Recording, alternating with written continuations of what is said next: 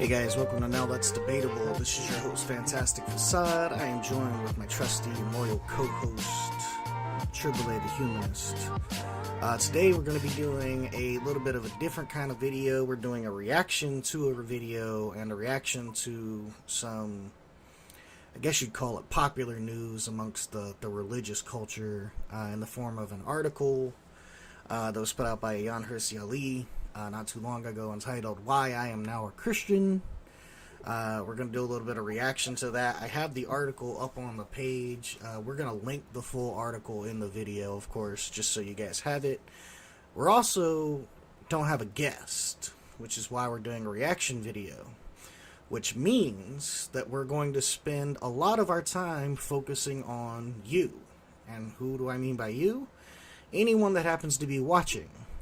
So if you have questions about what's going on, if you have questions about our thoughts on this, or pretty much anything else in this general field, now's the time to ask them. If you want to ask us personal questions, if you want to ask us questions about why we're taking on this topic, if you want to ask questions about the video we're going to react to in a few minutes, or if you think that we don't thoroughly truss out any information or something like that, now's your chance.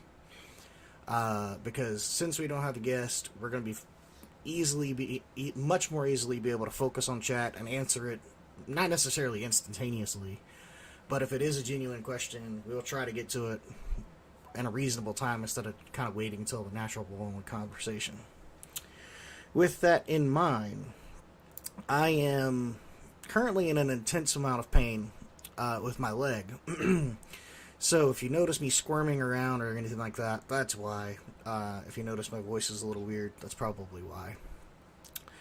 But we're going to do the reaction to this article first, and then we're going to get a video up on the screen by Anne McClain and do a reaction to that. So if you have questions, feel free to shoot them out in chat, and we'll be monitoring that and responding nearly live, if not almost instantaneous.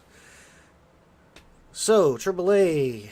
I saw the article before you pitched the fact that you wanted to at least mention this.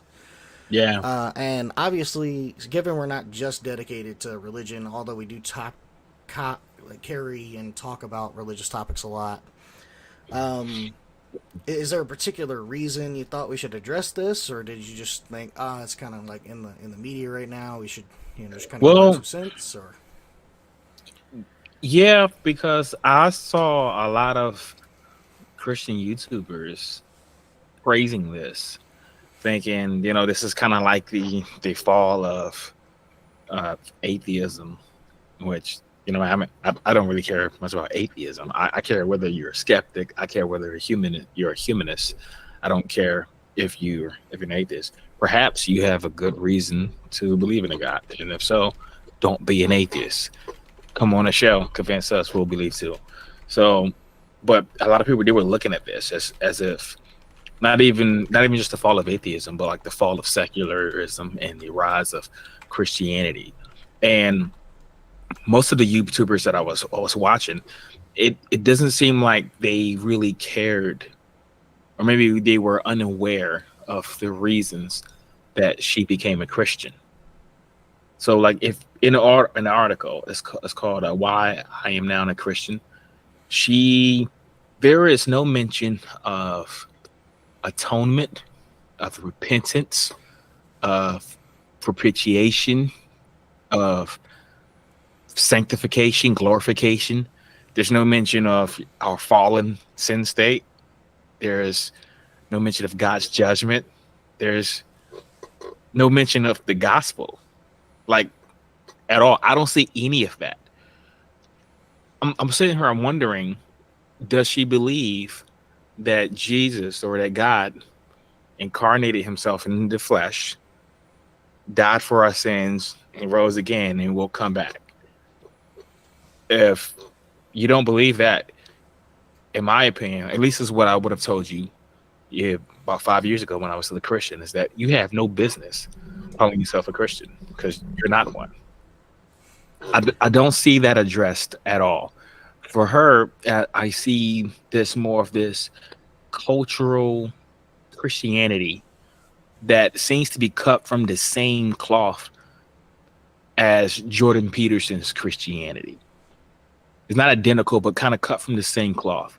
As you know, Jordan Peterson talks about this metaphorical substrate where our morality can come from and where meaning and purpose can come from.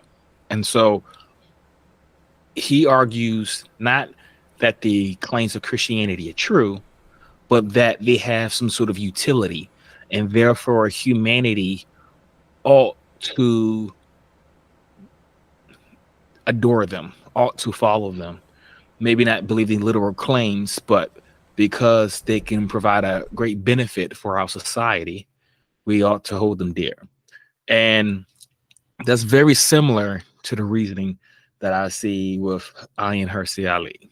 She talks about there was a few reasons. One, she talked about this that there's this culture war with the woke ideologies of the left. She talks about communism and coming in the form of Putin and Chinese Communist Party.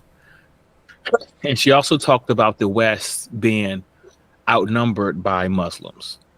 And she thinks that Christianity can provide as like a catalyst for unification to fend off these threats to humanity.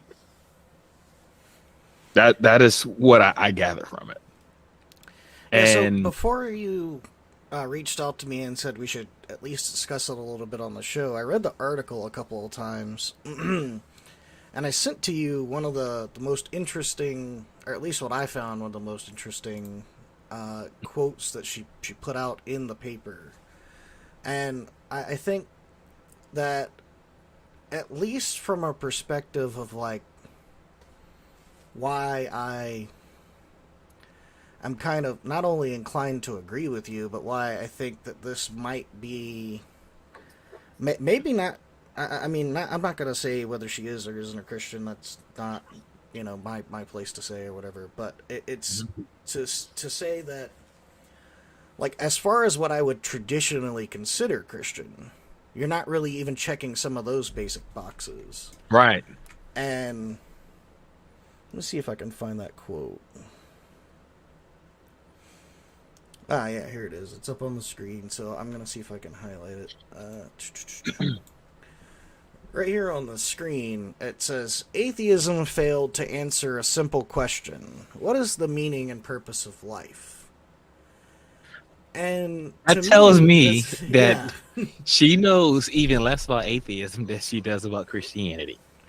Yeah, I agree, because to me you're putting an onus on atheism for something it has no bearing on or no justification with, and that is purpose or meaning. When I say the word theist and theism, I am generically referring to any person that believes in any sort of deity.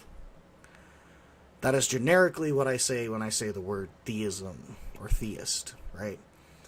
To say an atheism, or a without, I typically just mean someone that doesn't believe in God, or someone that believes there is no God, depending on how you want to word it. Notice that there was not a mention of meaning or purpose in either of those definitions. Now, I understand, because I grew up in a Christian home and a Christian family, that a lot of people find some sort of purpose in religion. Be that this, and I don't mean it in the negative way, I mean it in the sense of like a group way.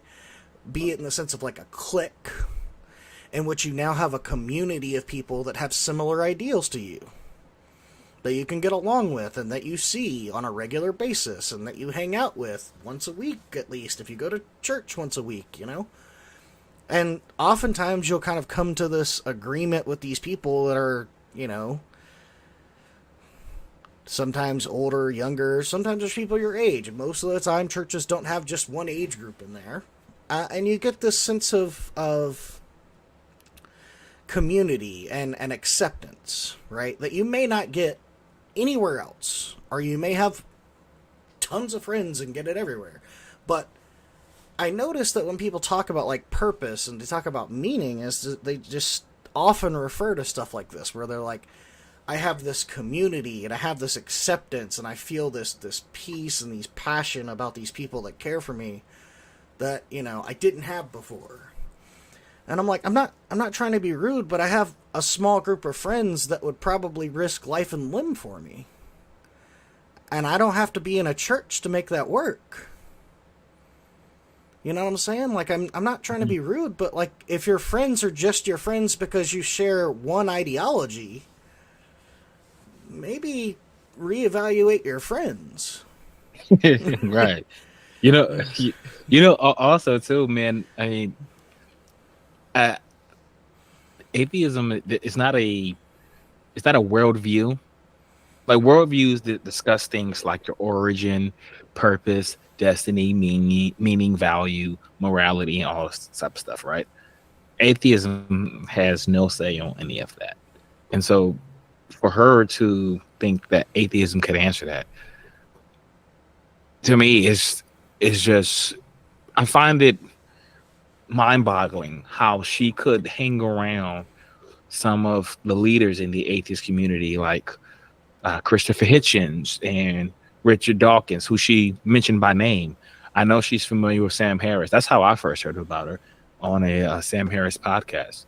And how are you that acquainted with these prolific thinkers in the atheist community and think that atheism could provide you some sort of purpose? You know, atheism is not really even a thing. Not believing in a God isn't going to provide you any more purpose than not believing in Santa Claus. You know, you take two atheists, you put them in a room. There's no guarantee that they're going to agree on anything other than they don't believe in God. You can't guarantee that they're going to be both be naturalists, both have the same deal on same view on morals. I know some atheists who believes in all kinds of like wacky things, right? So there's no guarantee they're going to be a skeptic. You could be an atheist and believe in souls and chakras and reincarnation and ghosts, spirit. You know what? Spirits, you could be an crystals. atheist. You could be an atheist and believe in young Earth creationism. Long as you don't believe a God did it, you check the box. Yep. You know?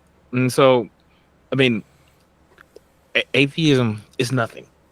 And it's crazy. You know, and so like you were talking about a few minutes ago, you were talking about, you can find meaning and purpose with your friends. So like meaning and purpose, these are all, like, they're subjective. You know? So when we talk about meaning, it's not like something has intrinsic meaning. Meaning is something that's assigned to it by an agent.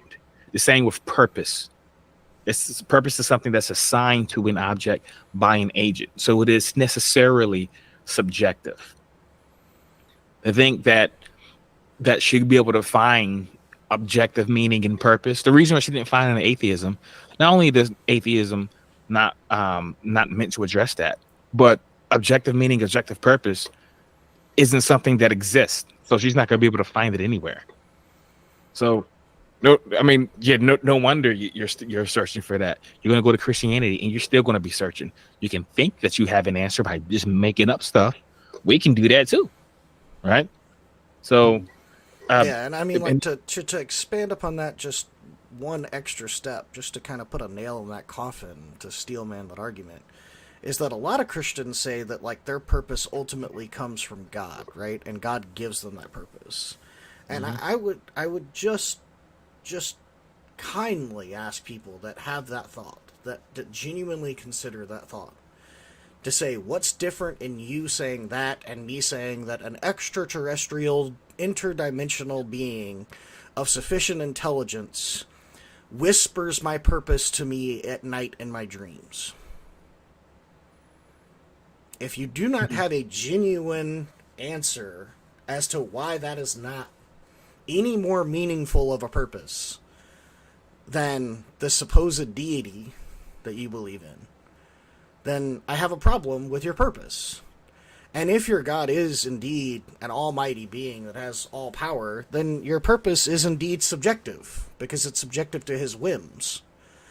And I know a lot of people get offended when I say God has whims, because, that's just the nature of people that defend their God.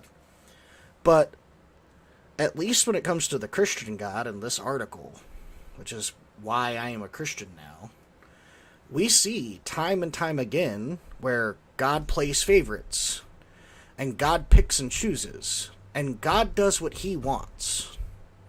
So if you think that your purpose has any value other than this arbitrary, unknown being that you can't really know the answer to, then you're deceiving yourself. The purpose of theism, the purpose of atheism, the idea and the construct, it's not to deal with meaning and purpose. It's literally a stance on the existence of God. Move on. Right. Full stop. It's a position on one claim. Yes. On, it doesn't tell you one anything proposition. about... That is literally it. Yeah, it doesn't tell you anything about the deity you believe in, any more than it tells a theist to an atheist what his thoughts are on morals.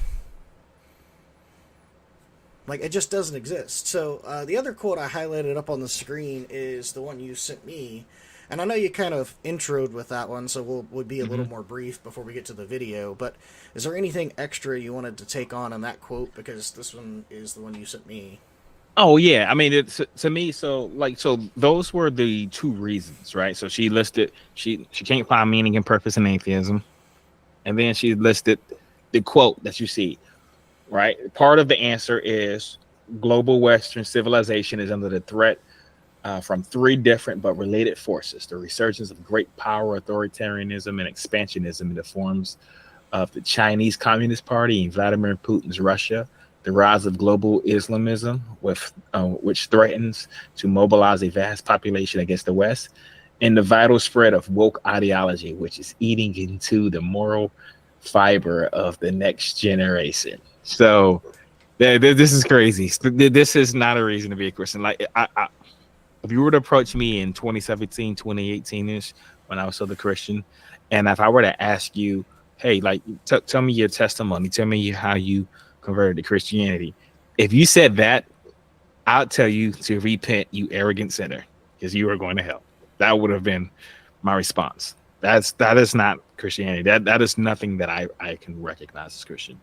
And I don't understand is that when she listed her reasons for leaving Islam, right? She talked about the authoritarianism, the unquestionable dogma. She talked about the misogyny, which was like a huge part of right, that because she's a women's rights activist, and that was like the biggest proponent of her leaving Islam.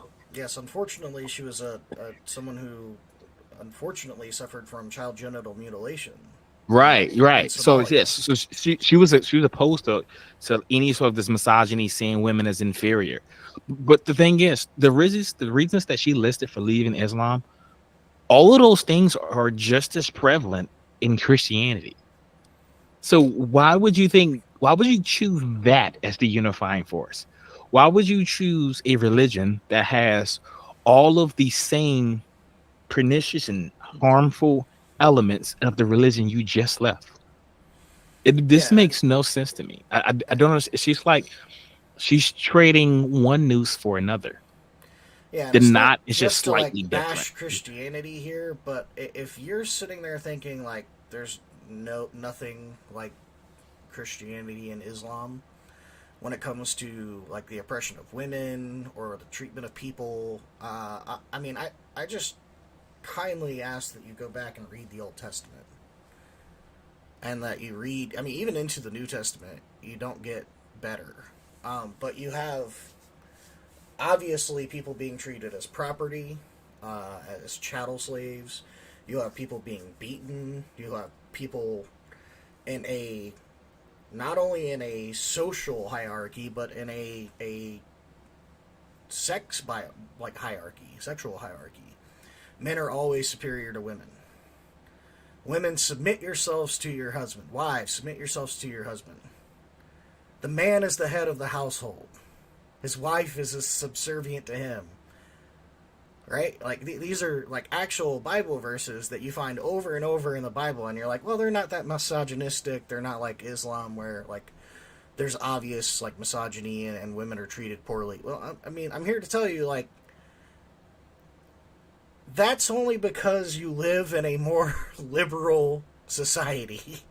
Right, not because of Christianity. Like, that's not because I tell you, man. I tell you, this like, yo, you know, when we talk on the phone, like, I often say that if Christians followed the Bible the way Muslims follow the Quran, the two religions will look very, very similar. Yeah. The difference is that most Christians they'll look at parts of the Bible and be like, oh, you know what, that's the Old Testament. God was right for doing it, but we shouldn't still practice that today, you know. So I mean, it's just But if it was followed the same way, it would look very closely. I agree. Go ahead. You ready to tackle the video? Oh, sure. Yeah, let's do it. Let's see if I can get it up on the screen.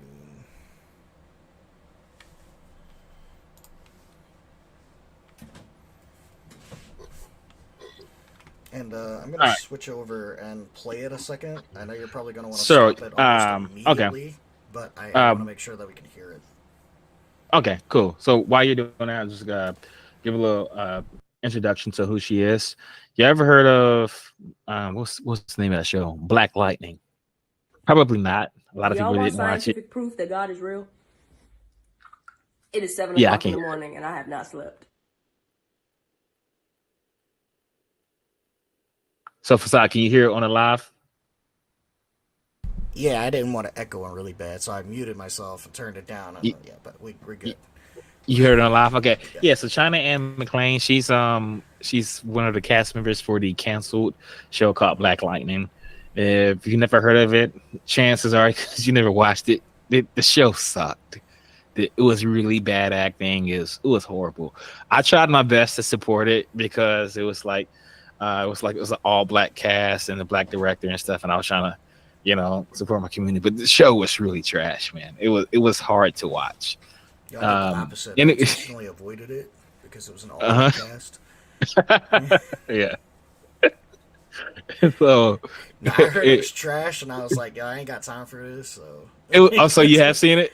Yeah, I've seen like bits and pieces, but I didn't. Okay, yeah, it was really bad into it, to be honest. Really yeah, I watched clips on YouTube before I even started the episode. Like I was watching, she could sing.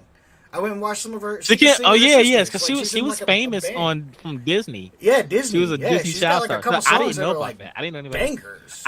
I first knew about her on Black Lightning, and so yeah, man, I watched like 2 seasons of it, and it was a trash show. But anyway, she left the show before it got canceled, and she left it because she converted to Christianity, and she started making these videos. I saw them on Facebook, and I was listening, and I was like, this is a really bad argument.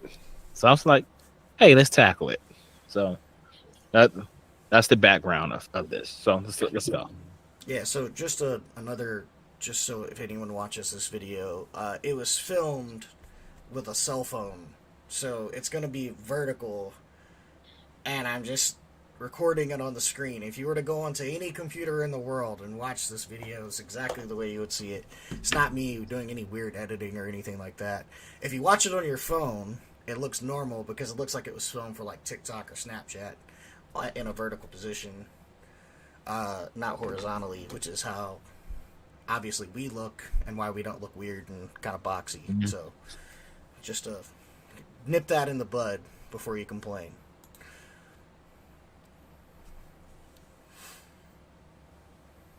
Do y'all want scientific proof that God is real? It is 7 o'clock in the morning and I have not slept. So, y'all, I'm gonna need y'all to try and keep up with me on this, okay? I'm gonna give you a lot of information and I'm gonna try to keep it as simple as possible, okay? So we're gonna ride together because I can't sleep until I do this video. Have y'all ever heard of the theory of general relativity? I'm sure you have. It's what Einstein is famous for. in his calculations, he started to realize that the universe was not eternal the way that he always believed it was.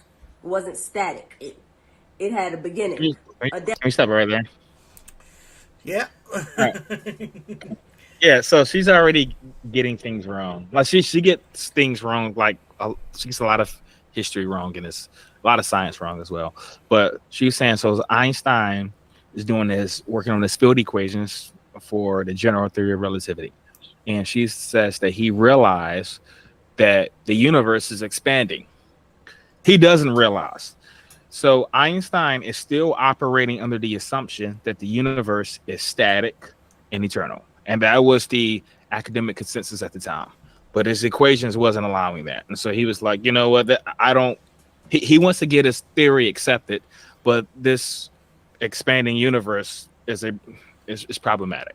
So I don't want to jump ahead, but you're gonna hear her suggest that he was trying to avoid God. So let's play it a little more before I definite beginning. Now this leads us to the law of causality. Now the law okay, of stop causality. that. We're good. All right. So I'll just go ahead and get later. because she says something else wrong before I can correct the first part. All right. So the Einstein's field equation is right there. It has the universe expanding. And so he puts in something called the cosmological constant. And we talked about this on a podcast episode like 2-3, maybe like a month ago. We had briefly talked about this with the guy. I forget his name. The guy who got mad and quit on us and hung up the call. Yes. So Einstein added this because he wanted his model to be accepted, and so he just threw in this value to stabilize the universe. That's why it got added. That is what she's talking about, the cosmological constant. And then she says, she goes on to jump to this next point. She was like, let's rewind it for a second. I want you to hear this illogical leap from relativity to some law of causality. I don't even know what that is. A definite beginning. Now this leads us to the law of causality. Now the law. Yeah, so I can tell you generically, I would wager that she's referring to not a law of causality, because there's no such there's no scientific law of causality. That's nonsense. There is what's called causality in physics, which typically just means that one thing causes another to happen. It's commonly called cause and effect, right? Like we see it every day. You take something fragile, you drop something heavy on it, it breaks, right? The cause is the impact due to the heavy object with fragile object, right? And in a state otherwise, where the impact is not made with a heavy object, the object would not break, right? Because there's no reason for it to do so, right? There's nothing acting upon it to your knowledge. So when you look into causality, at least from what I'm betting from watching this video a couple times, is that she's just referring to cause and effect. And she needs this to happen for a future argument. So I'll just leave it at that. The law of causality really is the fundamental law of not just science, but life. Everything that came to be with a beginning, every effect needs a cause. So Einstein clearly knew that if the universe had a beginning, it needed a cause. All right. So this thing of causality, any sort of effect needing a cause, right? So let's grant that. That is a thing that we see in the universe, but there's no reason to think that is something that applies to the universe itself. And you see her kind of use this reasoning to justify why God wouldn't himself need a cause, right? He's outside the universe, he's outside of space and time, so he's eternal, therefore he doesn't need a cause. So when we talk about things that are that could be outside the universe, outside of space and time, whatever that means.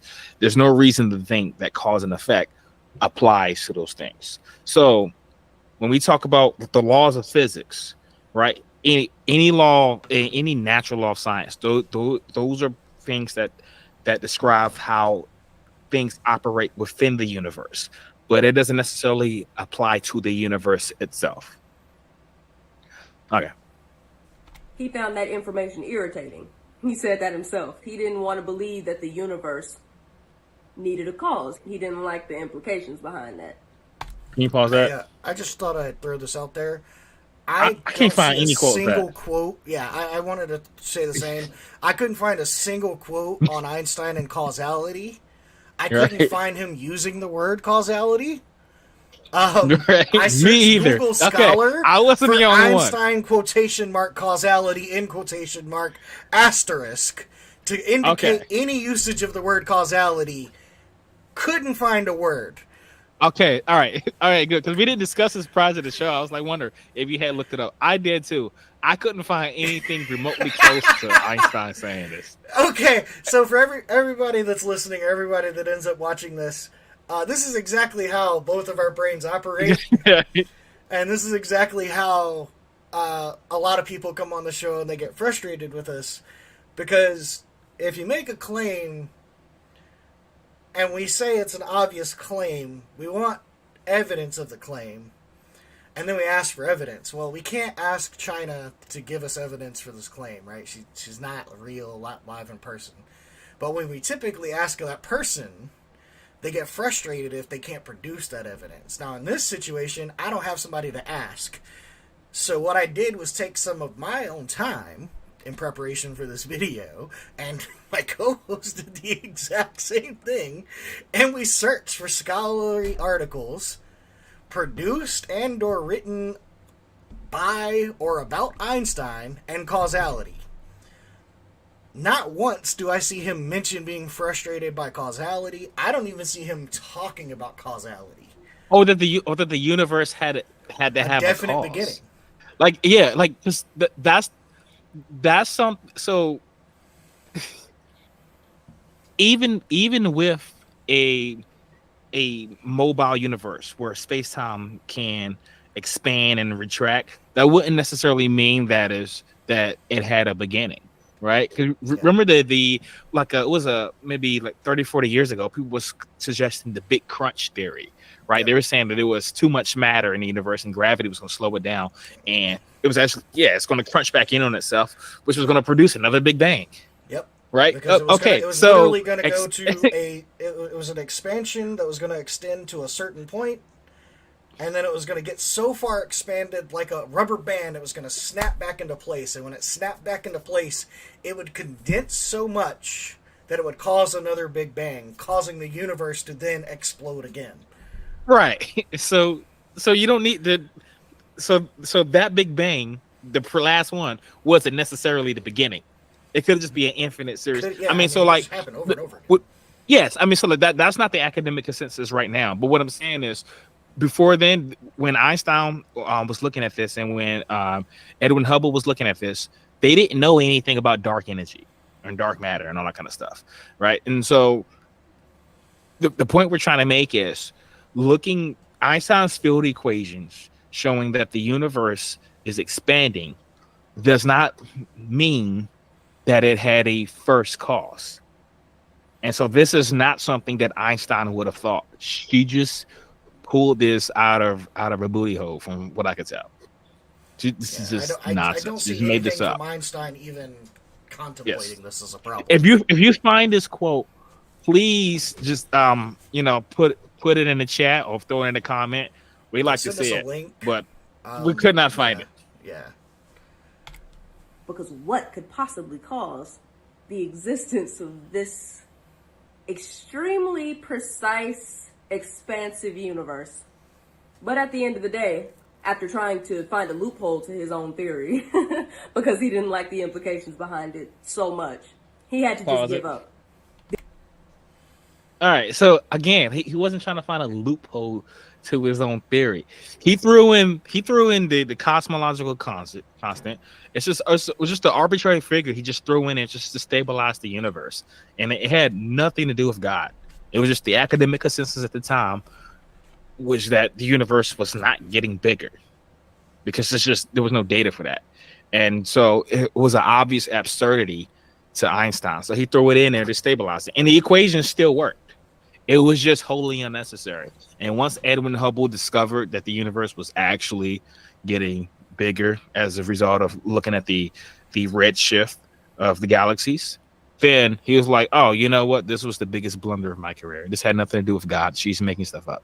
Oh, okay. Yeah, Einstein literally said that his previous work, so I think it was 1905 and then 1915 when it was refined again. I could be wrong on the dates. I apologize if so. Again, my brain is on painkillers and stuff, but I think it was in 1905, and then 1915 was when he put out his revised version of general relativity, and he called his initial production the biggest blunder of his career, and he thought it was a shame because he literally just made something up and put it in, made up a number and threw it in there just to make it work, and it had nothing to do with God, by the way. It had to do with his not knowing math. And when I say not knowing math, like, keep in mind, you're talking about a literal genius who's studying the universe just being unaware that the universe is expanding because he hasn't seen it. So he made up some arbitrary number to try to fill in the gap. That's what happened. And then he said it was a huge blunder because obviously if you're trying to fill out an equation and you have this hole in the equation, and you just make up a number and put it in there, you're probably not going to come to the right result. And Einstein did not. The evidence backed up the fact that the universe was created. It had a beginning. And poisoning the well. She said the evidence backed up the fact that it had a creator, that it was created, had a beginning. Like, what evidence? What are you talking about? Yeah. This reminds me of the I Go by William video, but like that's not what was going on. Like she's just making up stuff. Yeah. There is nothing. Go watch a documentary on general relativity and what Einstein did with it about the coefficient he added to it and Edwin Hubble, all that kind of stuff. This was not about God. She's just wrong with us. On top of that, never mind, I lost the thought. It's not important. later called that loophole that he attempted the biggest blunder of his life. Now let's go. That's an accurate statement. That is a true thing. We alluded to this just a few moments ago. That blunder being he imported a number that he just made up. No. The Big Bang Theory. Let me make something very clear, because I don't feel like I ever really learned this in school. The universe did not emerge out of any pre-existing material. It emerged from nothing. So Okay. So she said the universe did not emerge out of any pre-existing material. It emerged from nothing. Okay. Do you remember another video that we corrected that was saying the same thing? Yeah. So this is crazy. You know what's funny? It's like this is the most common straw man that I hear from young Earth creationists when they discuss the Big Bang. They say you believe nothing exploded at no time and then created all that there is. Yeah. And so that's not what's going on here. So I mean, I'm not going to go here and maybe I should. So the Big Bang necessarily necessary. If you feel like expanding, you can. But it's short explanation. Yeah. But the Big Bang is not the beginning of everything. It's just the beginning of when we can describe what's happening. Before then, we don't know. There's attempts and more novel models that are attempting to look past that. String theory, loop quantum gravity, M theory, etc. Right? But when they talk about the Big Bang, they're not saying that's the beginning of existence. They're saying this is the point where we can begin to describe stuff. Before then, it becomes very speculative. Yeah, 10 to the negative 23. Google that, you'll learn all you need to know. Mm-hmm. This stuff that I thought about the Big Bang, there was pre-existing matter floating around out there, and then it just happened to collide, and bam, Big Bang. Yeah, just do more research than a generic overview of the Big Bang in a Christian Science class. Right. That's I mean, it sounds like because like she was this sounds she was to me taught like you got nonsense. your education on the Big Bang from a Sunday school. Right. Yeah, I'm not She was saying you taught got it from a school. You got it from a Sunday school. And I'm not even sure if her understanding of it now is even better. It's just different. Yeah. It's wrong for a different reason. There was no space, no time, and no matter before the Big Bang. The universe emerged out of nothingness. What does that mean? Stop. Since it's So, all right. So when she says that there's no space and no time, that's when scientists are saying that what they really mean. Because if you push them, they're not going to be able to guarantee you that there was no space and no time. This Einstein's field equations reach a point called a singularity, right? And where you get infinite volume, infinite density, zero volume. And this doesn't make a lot of sense. And so that's, again, why we're saying this is the point where they can begin to describe things, because they run into mathematical absurdities. It's impossible for the universe to be able to create itself because it didn't exist in order to be able to create itself. So this is something. It came back to me what I was going to say earlier that I meant to scrap. That I scrapped. Mm-hmm. I said initially poisoning the well, and by using words like creation, you imply things like creator, which poisons a well on a discussion about how something comes into existence. Because if you go look on my counter and there's this beautiful clay figure of a doll that's been molded and shaped and painted and all this other stuff, and it has articulations, it can move, and I say, yes, I created that. What I've done is I poisoned the well when I have a 3D printer over there that can do some really cool things, right? And I can literally type a few words into my computer and send it wirelessly over to that printer, and it can print it for me. And then I can say, I created that. Would you say I still created it if I put it in my 3D printer?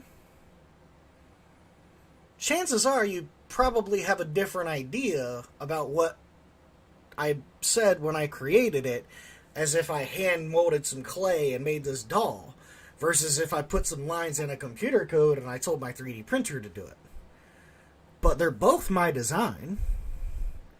They're both by me, right? So aren't they both created? Well, that's my problem with the word creation. If you say that the universe was created, you imply a creator.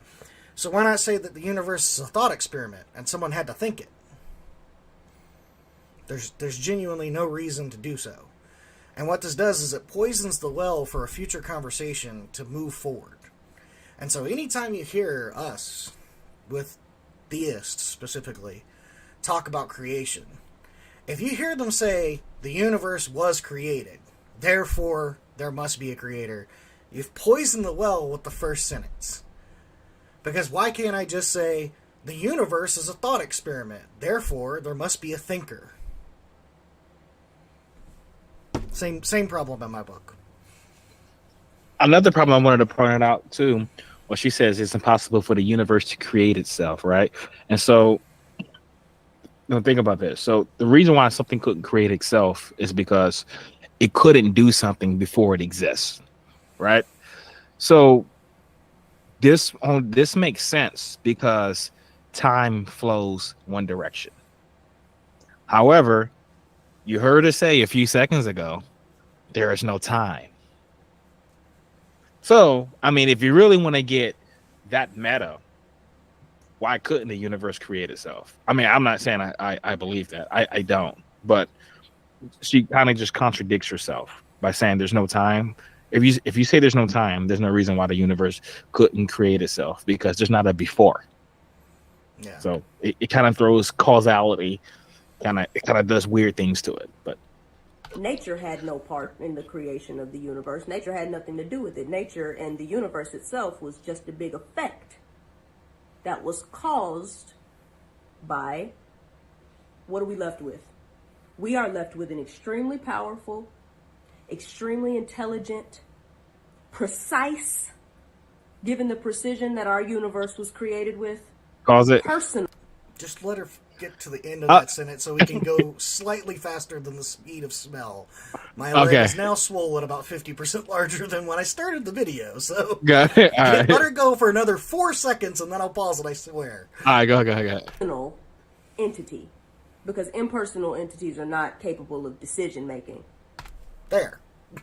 All right. So she said, then what are the qualities that it have? Has to be powerful, intelligent, and what else? Personal. Personal. Yeah. I don't see why it has to be any of those things. So, I don't even see why it would have to be powerful, right? Because the universe, if we're going to talk about causality, the universe could be the result of an event that is slightly less power, that has slightly less energy than the universe, right? And then that event could be the effect of a cause that is slightly less energetic, and so on. And you go all the way down this really long chain of dominoes, and you have a very weak event. A really fun, and it could be a very weak cause. I could be wrong on the exact number, but a really interesting stat, because you used the word domino, and I think this is a really powerful image. If you started with a domino the size of a domino, and you doubled it in size, which means that when you tipped it, it could knock over the one in front of it. Okay? Because it has enough inertia to do so. How many dominoes would it take to knock down the Empire State Building? I have no idea. Fewer than 50. Really? Yep. Yeah, I mean, so that shows, right? You see something knocking over the Empire State Building, you're like, oh, it must be really powerful. Not really, right? Yeah, you could start with a domino the size of a domino, like a 1 inch by a half-inch rectangle. I think it's 42 or 48, somewhere in there. Doubles in size. So by that time, you have something half the size of the Empire State Building, which when it would topple into it, could then knock it over like a domino. And then she says, right?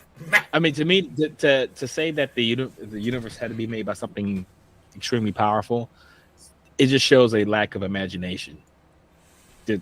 There's no reason why that's the case. She said personal. I mean, that's taken straight from William Lane Craig. It seems like it. She said personal things are incapable of making decisions. So she thinks that the universe is the result of a decision. Like, why? Where's the evidence of that? Like, I don't know why. Like, the vast majority of things that happen in the universe are not the results of decisions. So, very few things, like things that happen in the universe that are a result of decisions, like are very small, right? As far as we know, it's just here on Earth. And even if the majority of things that happen here on Earth aren't the result of decisions either. But now we talk about the universe. Yeah, we talking about there's some galaxy, halfway on the other side of the universe that crashes into another. That it decided there was a decision there. I mean, it makes no sense to me. Yeah, I really want to make a really vast point on that one as well, and to say that, like, I'd wager to say, and I can't actually do the math, but if you really broke it down, I bet you it's less than 0.1% of all events on Earth are caused by decisions. All right. like currently. Because Mm-hmm. you have to keep in mind there's an infinite number of things that are happening simultaneously that were not decided. And that Like aren't. even your own body, Yes, exactly. your Like, heartbeat, your blood flowing, neurons yeah, firing in your brain. exactly. The way I the mean, chemicals are released, when, how so. Like, you didn't get to choose right, any of those things. right. So, You sleeping, you're farting, you sleep. That's not a decision, man. not a But decision. yeah, Like the clear decisions that were made in order to create our universe and all of us, humans, animals, everything that God has created. The very powerful, intelligent, precise, personal entity.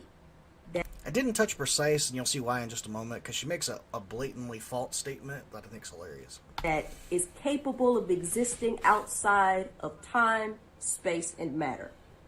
stop. What does that mean?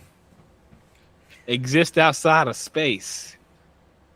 I I mean, okay, so where is it? I'm not sure what this means. And exist outside of time. Existing is something that's necessarily temporal. You're doing something. You're existing for how long? To say that something existed for zero time, you're saying that it at no time did it exist. Not saying that it does not exist. You say that it exists outside of space, you're saying nowhere does it exist.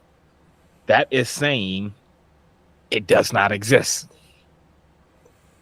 I don't understand this. To me, this is incoherent. Like, I mean, I know what she's trying to say, but remember Neil deGrasse Armstrong. He said, just because Tyson. you can say it again. Tyson. Yeah. What did I say? Armstrong. Armstrong. Okay, that's okay. But Neil deGrasse Tyson, yeah, he had said, just because you can arrange words in a sentence in that order doesn't mean that it has that is coherent. And that's the same thing that's going on here, right? You're existing outside of space. I could say, I live north of the North Pole. That is incoherent. I can put words in that order. I can say that sentence. That doesn't mean that I'm making any sort of coherent statement about the nature of reality. Guess who that sounds like? That can't be nothing but God. And for people that are like, okay, well, how do you know that it's like Yahweh? How do you know that it's like Christianity's God? Well, there's only one God, but Word? How do you know that? Oh, because of that God tells you? Yeah. Oh, okay. I'm just gonna give you your answer. There's a very famous astronomer named Robert Jastrow. His credentials as a scientist are impeccable. And he said himself, being agnostic, he's not even a Christian. He said that all of the essential elements of the Big Bang Theory line up with biblical creation. The creation of the universe happened at a definite moment in time. Sharply. Just stop it right there. So she said she says everything that with the Big Bang. She says the timeline of the Big Bang, it lines up with biblical creationism. Now, this is something that we discussed 2 weeks ago when we had I forget her name, but the very confused Christian who was like, time has no before and after, except when it does. But even then, sometimes it doesn't. Remember that call. So we had pointed out in several instances how biblical creation does not line up with the lambda CDM model. You have at the beginning of the universe, you have nothing but like the first complex objects that are formed are stars.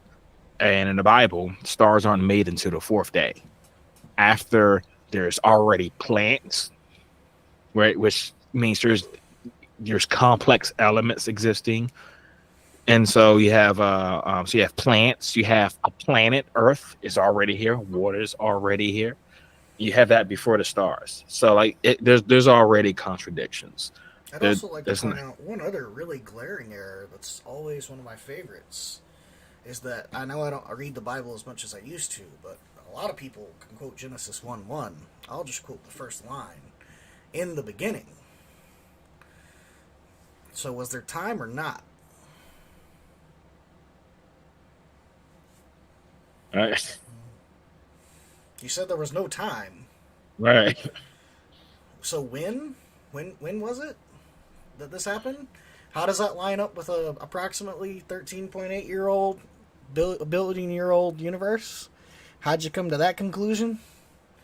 Be really curious to see your numbers there. Yeah, so she quotes some scientist, I forget his name, but anyway, his credentials are impeccable. I'm not saying they aren't. I don't know. I'll put that in quotes. I mean, they may be impeccable. He may be a brilliant scientist. However, that just because I don't care what he says, he may in fact think that the Big Bang lines up with biblical creationism. Just go learn how the Big Bang works. Go learn the Lambda CDM model, and then just read Genesis 1. You're going to see there's clear contradictions. They do not line up. That is just categorically false. Sorry, they cannot both be right. You can reject science and say you want to follow the Bible, or do the opposite of that. But you can't say that biblical creationism lines up with our understanding of the Big Bang. It's not true.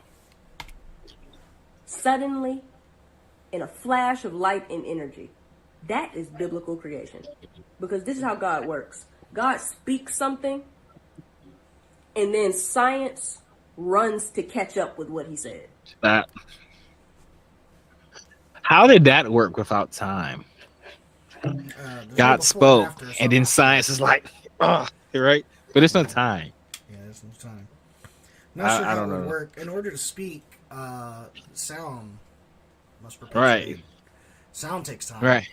Right. And so then, but to say the sentence like, let there be stuff, whatever you're talking about. Right. So you think that the first thing was light, let there be light. And that's actually, that part is actually true. Right. That's the one thing that actually lines up with the Big Bang. Right. Light. But when you say the sentence, let there be light, I mean, so there's no time. Right. So let there. Right. So even that sentence, did you say let before you said the word there? Let there. Okay, if you did, then that means there's time. Yeah. So, but she said there. I mean, it's not making any sense. Be light, bam. It just happens. However it needs to happen, that's what's gonna happen. People have got it kind of confused. People take science and they put it above God, like science is somehow more reliable when science wouldn't exist without God. Science is from the Latin scire, meaning to know. We can know things, whether there is a God or not. I'm not sure if we can know that. But whether it is true that I am currently not wearing socks can be known. Therefore, science can continue. Because science doesn't create anything. Science studies creation. Scientists try to figure out what caused what function. She said science studies creation. So science is it's the study of stuff, but it's now she's speaking of science as if it's some sort of agent. Yeah. You know, that's kind of weird. So science is a method, but I'm nitpicking here. How does all of this work? This vast universe that we live in. How does it all work? Scientists try and figure that out. Correct. That is exactly what scientists do. That is fair. Points, check. Get a check mark on that one. Yes, the opposite of what she's doing right now, where she's just making up stuff. She should have tried to figure things out before making a video. But scientists don't create nothing. Scientists discover things. But what is discovery? You know what happens if I discover something? You know what that means? That means that something is there that I didn't know was there, and I just saw it. That is what discovery is. When scientists say we just discovered a new planet. We just discovered a new species. They saw something that was already there that they didn't know was there until they just... I would probably say scientifically what she's referring to is an observation. A discovery is when you're able to make testable and predictable methods based off of that observation. Just my 2 cents. saw it. We just discovered something. But people act like science is God. Let me be very real with y'all for a second. We are just little, tiny humans in this very dangerous universe. I don't know why humans be walking around acting like we're invincible or something. But we can only survive under very narrow conditions. One of my favorite statements, the reason I said we didn't tackle precise earlier, about to come out. Gravitational interaction between the moon and Earth has to be just right. If the sun were any closer to us, we'd be dead. If it were any further away from us, we'd be dead. Yeah, those two statements. You can tackle the sun and I'll tackle the moon. Okay, all right. So first of all, she said the sun. If we were any closer, we'd be dead. If we were any further away, we'd be dead. So we have known for maybe like 400 or 500 years now. So I think what Galileo, he thought that the Earth orbited the sun in a perfect circle. And then Kepler discovered that it's actually an elliptical. So the distance from the Earth and the sun is always varying. It is always either increasing or decreasing depending on the time of year. So to say that if it was any closer, we'd be dead, or any farther away, we'd be dead, is just categorically false. It varies by millions of miles all the time. You're going to be much closer in 1 month than you are going to be in another. That's just how it works, because that's how shapes work. It's an elliptical. If you get interested, you could look up AUs, which are astronomical units. Astronomical units. And they'll tell you that we can be about 1.2-ish astronomical units further away from the sun without basically any notice. And we can be about half to 75% of an astronomical unit closer, and probably wouldn't notice too much either. But I really wanted to tackle the moon, because she said the moon's tides are so precise that we couldn't live without it. And I just thought, because the scientific community has an intriguing mind like my own, they do lots of fun simulations. And one of the simulations that have been proven and tested over and over again is that we could survive if we blew up the moon. Oh, definitely. As a matter of fact, we don't need it. Not only that would we survive, we would still have tides without the moon, because the gravitational pull of the sun. They only decrease by about 20%. Yeah, exactly. It's like, look this up. Hey, Google! I'll tell you, man. Google is a great tool. You should use it. Yeah, it's a powerful thing. You can get about 8 billion. Like, just Google what happens if you destroy the moon. Because just like every young kid, I'm sure you've had the thought, and I'm sure you've seen, like, Georges Méliès, the first ever cinematographer, A Trip to the Moon. Okay, 1903, France. They shoot this big gun, it hits the moon, and it pokes his eye out, right? That is literally the first ever video, ever. It was mankind's dream from seeing the moon that we should blow it up. And then when people got smart enough to realize what the moon is made out of, and its density and its distance, and how much TNT it would take to destroy the thing, somebody did the math. Turns out we'd be fine. Turns out we'd be fine. Fun facts. You don't need the moon. God has given us. I was going to say, it's nice to have. It's nice. I mean, it's a great thing to look at, but if you destroyed it, we'd be fine. Those conditions on Earth. Why do you think when people go out into space, they really got to make sure everything's right? That's death. Right. Spacecraft got to be right there. There can be no issues. Death. Or else you get Apollo 13. You get astronauts almost dying out there in space. In Apollo 13, all three astronauts definitely died. Right. Like, Columbia, Challenger, everyone dies. When you say you got to be right, you got to be right. It's not people might die or get close to death. When a spaceship explodes, you ain't making it. That's it. That's the end of your ticket. Because one little thing went wrong and led to a chain reaction that almost ended people's lives out there in the middle of space. Yeah, Apollo 13 did end 3 people's lives. It was due to an electrical fire. Blew the whole ship up. 3 people died. God has given us an oasis on this earth, yet we're trying to use science, something that wouldn't exist without. The God has given us the oasis on Earth. That's why 99% of all the species that ever lived have gone extinct. Yes, sir. Yeah. Oasis. All the extinct animals. Yeah.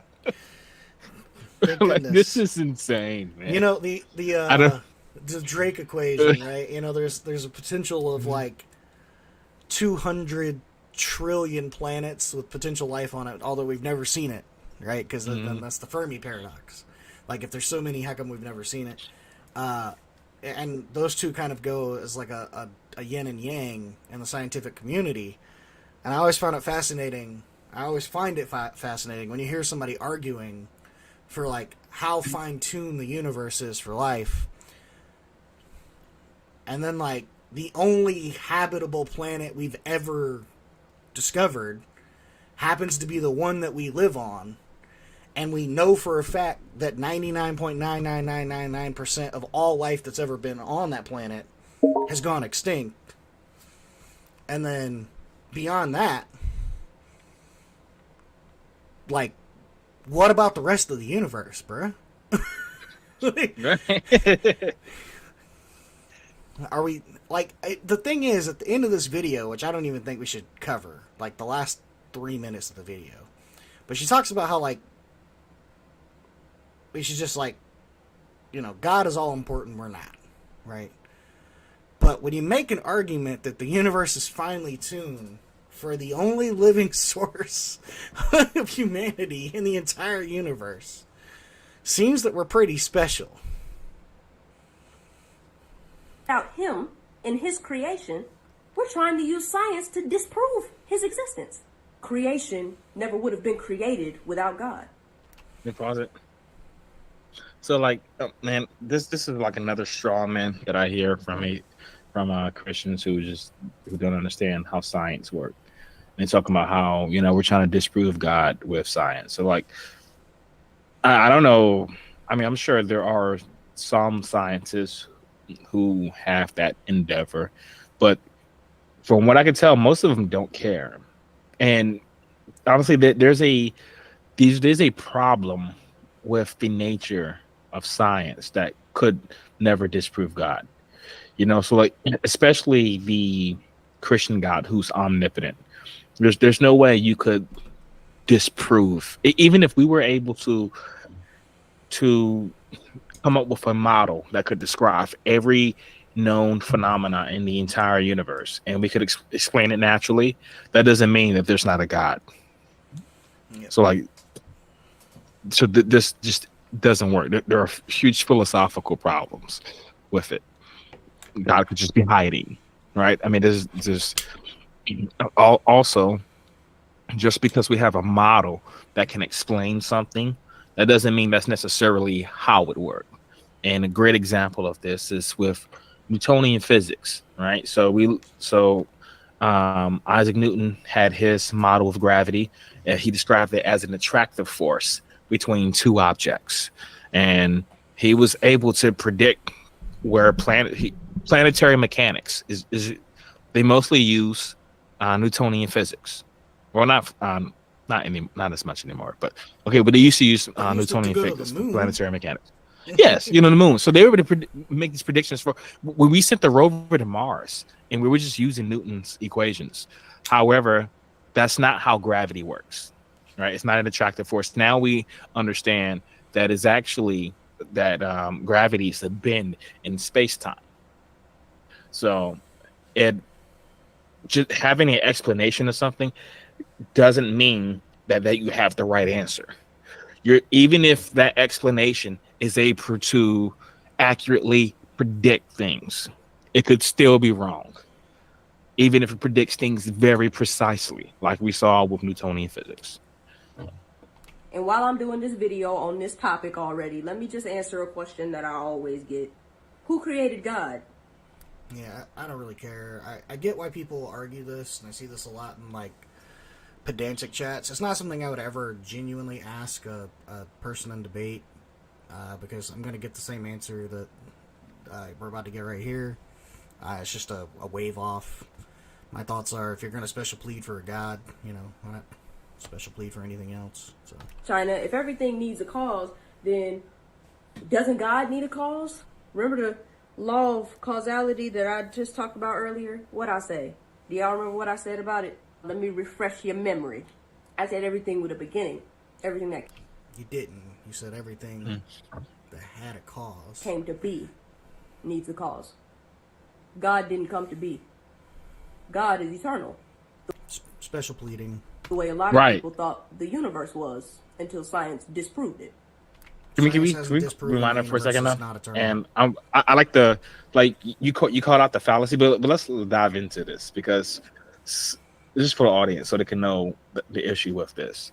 Right? She says, well, first, it's just the bald ass assertion that God didn't begin to exist and that he always existed. Like there's no demonstration, there's no argument for it.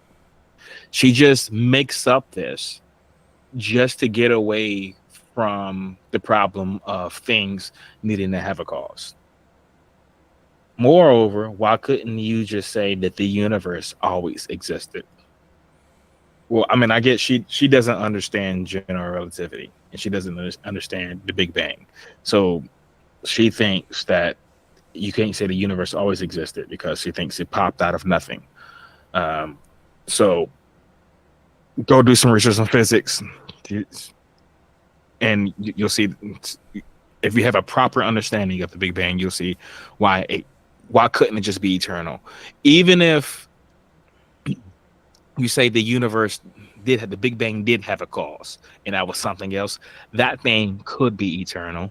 There's no reason to think that it was an omnipotent God. It could have just been some other thing, you know. So there's a lot of problems with this. God is the cause. The universe is the effect. God is eternal. He is capable of existing outside of space, time, and matter. We addressed that earlier, but yeah. just keep in mind, these are assertions and or claims. Until you have any evidence to back them up, you know. Right. What do they call it? The Hitchens razor?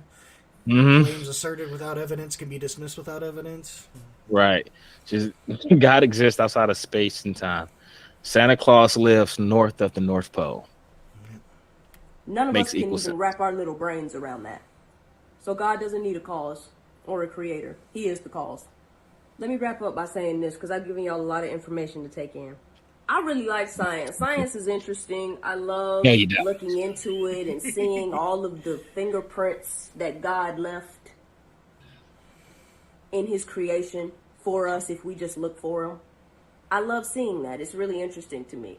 But at the same time, I'm speaking to y'all in the language that you want me to. Like, I always operate from a place of faith. I've had experiences that let me know God is real. So, and I understand evidence and looking for evidence, because what we should be doing is searching for the truth. Because there's only one. The truth is not subjective. There's only one truth in every situation. And that is what we should be looking for. That is what scientists should be looking for. But I mean, I will slightly digress on that point, saying that science should be looking for the best evidence to support what we observe in the universe. I'm not saying they should be looking for quote-unquote truth, because that's a philosophical thing. Science should be presenting the best evidence that we have, and if it comports with reality, it is indeed true.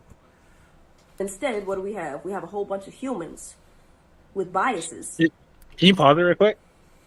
And also, like, she said a sentence that I wanted to, after we discussed for a little bit, I'd like to rewind. So, like, there's one theory about science, and actually, And I lean more towards this direction, that science ought not to be looking for truth at all. It should be looking for explanations that can make predictions. So, like for instance, like we're talking, like let's say like you're sick, and I want to give you, I want to make you better, right? If I have a model of the way your body works, and I can use it to make you better, and actually produce those results, it does not matter whether or not it's actually true. You know what I'm saying? Kind of think about this for like a map, right? Like a map of the Earth. Their maps are always wrong, right? Because the Earth is constantly changing, right? So all maps are wrong. Some are useful.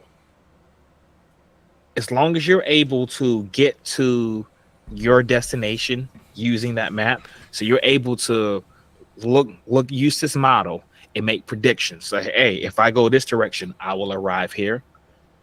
Then hey, great. Now this map is what I can bring into my collection of science, even though the map does not accurately represent the Earth. So like that's just one, just something that has I thought was kind of interesting. So yeah, and also I would say that I could also call it knowledge. So I mean we're going way deeper here than she does in the video, but like when I guess like my theory of knowledge, I don't even necessarily care if it's true. I can say that I know something if I can use that knowledge to make an accurate prediction. So I think so. Even so, like we talk about like Newton, right? His model of gravity was wrong.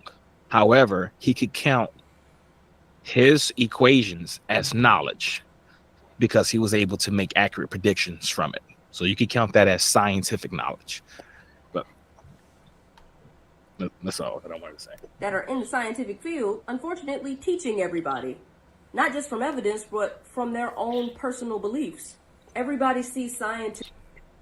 Just a heads up. People shouldn't teach from personal beliefs. You should teach based on the evidence. I don't care what Right. subject it is. Right. This is these objective minds. They're the objective ones.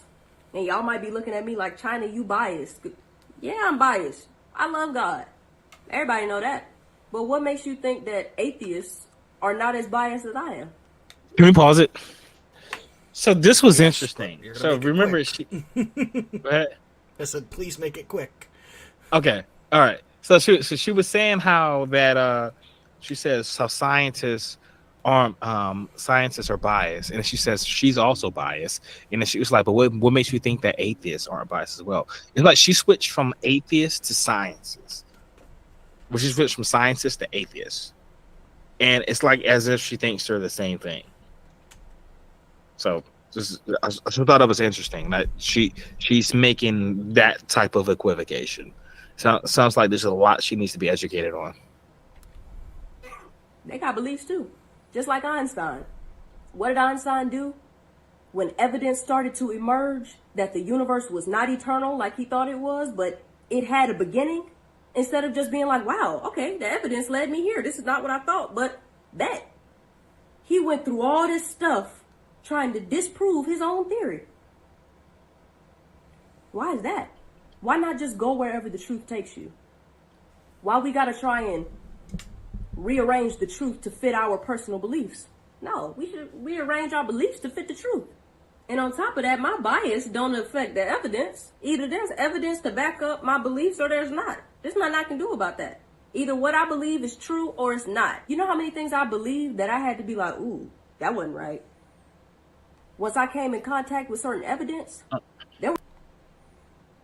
I was gonna say I'm not sure if she says anything that's more like this. I was going to say at the 10-minute mark, I think I called the video. Yeah, We're at 9:51.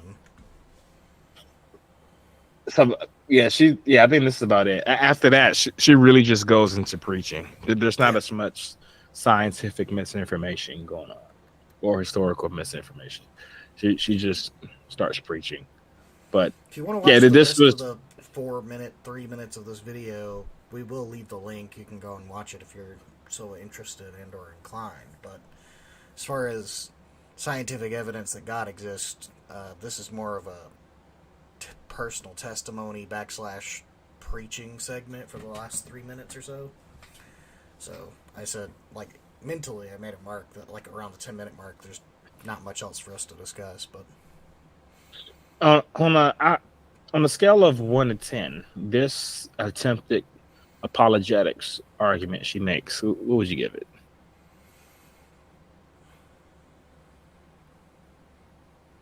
maybe a 2 or 3. The problem is that you have a lot of false equivocations. You have a lot of statements that you make that are just blatantly false, or that I can't find. Even when you're talking about things that are supposed to be just like fact, like evidence, like things that like Einstein said, and that's bad. When it comes to your personal passion, I've seen the whole video. Like, I'm all for you standing up for what you believe in. That's where you get your 1 or 2 points in. And then I think that essentially saying, I don't really care about evidence, it's faith for me anyway. Like, that's an honest statement. I respect that. That's probably your extra point for a 3. But as far as convincing someone, like, if you just sat down someone who had no opinions on a deity of any sort, and they knew every word and what it meant that she used, I don't think this would be a very compelling case to believe what she's saying.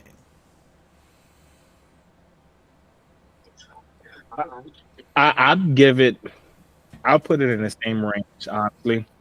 And my main issue is that, I mean, you make good points as well. My problem is that the things that she was saying, like, they're easily fact checkable. Yeah, that's what I'm saying. Neither of us, we both looked for the Einstein causality problem. And, like, if you can't, I mean, like, I'm not saying don't quote scientists or don't try to use scientists that are Christians, although I think it's a cop-out. But if you're going to do it, at least give me some reference that I can easily Google. If I spend more than a couple minutes on Google Scholar looking for something that you said, especially by probably the most famous scientist to ever live, I should be able to come up with it. Right. Plus, you would think, because if Einstein had said this, Christian apologists, they would have been quote mining the hell out of this. Exactly. It would have been very easy to find. And I look at this, and I'm like, yeah. I mean, on top of that, just the basic blunders of just not understanding, the origins of the universe, that kind of thing. That's very typical. I mean, it's just, hey, I kind of have the very, very basics of the Big Bang. Well, what do you think the Big Bang is? A long time ago, there was nothing, an explosion happened, and now there's everything. Okay, well, if that's your understanding of the Big Bang, then that's what we're gonna go off of. But, like, there's multiple times in the video where you're like, I feel like I have to explain the science that, no, this is literally just our local presentation of space-time. And then a minute later in the whole video, we're doing the same thing because we made the same mistake 30 seconds before. So, it's just, I get it's complicated. I get that the origin of the universe and even studying of Big Bang cosmology, aka the rapid inflation model, whatever you want to call it, the current local presentation of space-time as we know it, I get it's complicated. But there are some fantastic available resources that break this stuff down to, like, toddler level. They do this and they put it in toddler level academia. And then, obviously, as you understand it at that level, you can then move up in academia to a more firm grasp and understanding. And even at the toddler level of academia, they're not going to tell you that nothing was there, an explosion happened, and now the universe exists as it is. That's just not going to happen. You're not going to find a single legitimate academic textbook that says those words. Yeah, I remember. So, we went to the same school growing up. We went through the Becca education, and they would just straw man the hell out of science. And they described the Big Bang. There's an explosion of nothing that happened nowhere, and, and everything came out of it. And you see this bluey graph, right? And there's fully formed planets with moons and Whole ecosystems galaxies just just like flying out of it. departing from the Big Bang. Right, right. Yeah, it gets crazy. And it was this one, I don't remember which year of the science book version. I don't know, it may have been eighth or ninth grade, but I was looking at it a few years ago, and I need to go find this book again because it was when I was back home in North Carolina looking at this book because on the shelf, and it had described. I think which planetary system is on its side? Is it? I think it's Neptune. Or is it Uranus? Uranus. Uranus. Okay, and so they're saying how so Uranus is on its side and the moon's orbits aside, right? And they were saying how this disproves the Big Bang. And I'm scratching my head. I'm trying to figure out why do they think the fact that Uranus is on its side disproves the Big Bang. And I looked at the Kablooey graph they had on, and I was like, oh, because there's fully formed planets coming out. So they were saying, because of the conservation of momentum, right? When the explosion happens, everything's gonna be flowing the same direction. Yeah. Right? That it did when it come out of the explosion. And so when Uranus came out, so Earth exploded and it should have been going horizontal like the other planets. But Uranus is doing something different. It's on the side. That disproves the Big Bang to them because they have like this really stupid understanding of it. I was like, wow, Yeah, man. I got to read some of like my niece's health textbooks, and I think I sent you some pictures of like some of the paragraphs inside of it. And instead of talking about like how genetics and cellular materials repair themselves naturally, and DNA like can link itself, it can zip itself, it can unzip itself. And I get that my nieces are young, and they're probably not to the point of like understanding like DNA chaining sequences, but at least to the extent of like, hey, DNA exists and this is what it does at a very basic level. They're like, it's a miracle from God that we're even alive. And I'm just like, oh, yeah, I wasn't expecting that in a health textbook. Like, oh, did you know that, humans have these small organs called the appendix that exist, and that they're kind of useless, but they say now that we've discovered it kind of helps the immune system. Also, God the Creator made you in the womb. Like, where did this come from? Just... and then they have the nerve to call legitimate sciences ideologies or propaganda. Like this is you go read a science textbook and it's like you have 203 bones and all of them can repair themselves.